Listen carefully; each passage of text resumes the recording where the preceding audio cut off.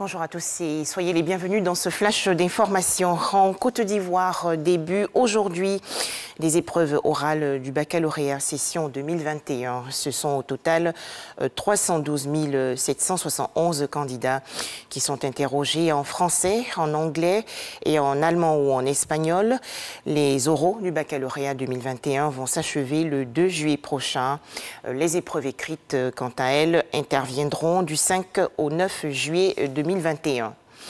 Toujours en Côte d'Ivoire, le Forum national de développement économique local. Cette rencontre s'est tenue hier dans la commune de Grand Bassam, dans la région sud.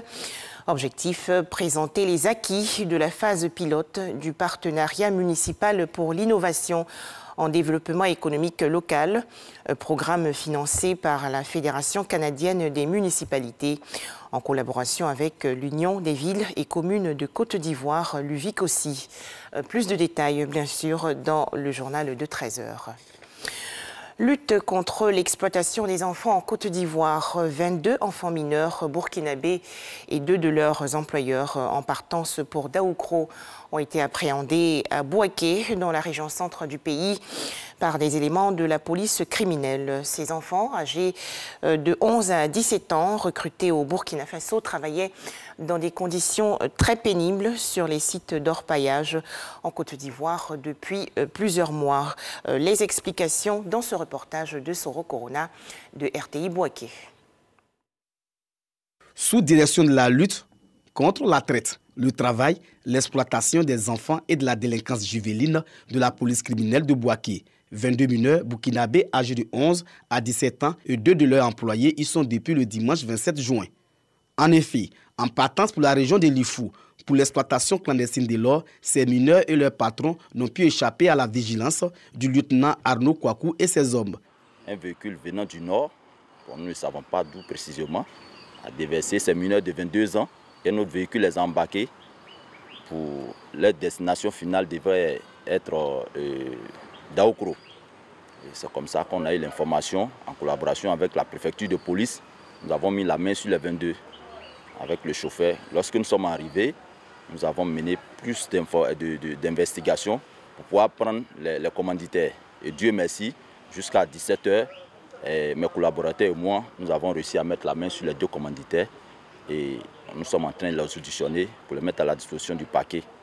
Après 4 mois passés dans les sites d'orpaillage sans grande moisson à Odiéné, les employeurs ont décidé d'aller sous d'autres cieux plus favorables. Il m'a dit que s'il a travaillé 1 mois, il paie 100 000, une personne. C'est à cause de ça qu'il m'a dit. C'est à cause de ça qu'on est venu. Si tu as travaillé, si nous gagnons l'or, si tu as dit que tu veux retourner, si alors il enlève l'or là pour vendre, il donne toi ton argent. Pour les employeurs, ces enfants qui ne savent ni lire ni écrire sont en terre ivoirienne avec la caution de leurs parents. Ces enfants sont ici avec l'autorisation de leurs parents. Ils travaillent et ils sont payés à 100 000 francs CFA. Cet argent sert à s'occuper de leurs parents, construire des maisons. J'ai fait ce travail depuis longtemps, c'est aujourd'hui j'ai été pris.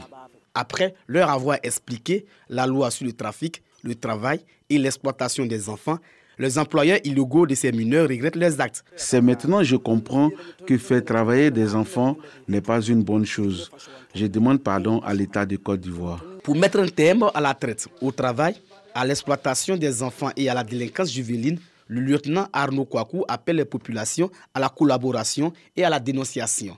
L'antenne de la sous-direction de la lutte contre la traite, le travail, l'exploitation des enfants et de la délinquance juvénile de la police criminelle de Bouaké couvre les régions du Hambol, du Béké, du Bélier et de la Marawi.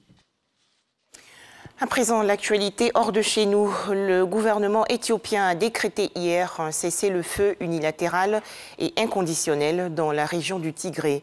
Cette décision intervient après que les forces loyales aux anciennes autorités du Tigré ont repris la capitale Mekele.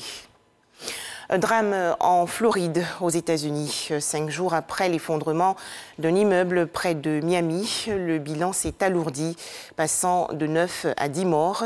Annonce faite hier par la mairie du comté. 151 personnes sont encore considérées comme manquantes. Enfin, direction la Biélorussie, où Victor Babariko est jugé pour avoir reçu des pots de vin quand il dirigeait Belgaprom-Bank, filiale biélorusse d'une banque appartenant au géant russe Gazprom. L'ancien banquier était considéré comme un concurrent sérieux à Alexandre Loukachenko pour la présidentielle d'août 2020. Victor Babariko a été arrêté quelques semaines avant le scrutin. La dernière audience de son procès s'est tenue hier à Minsk, la capitale.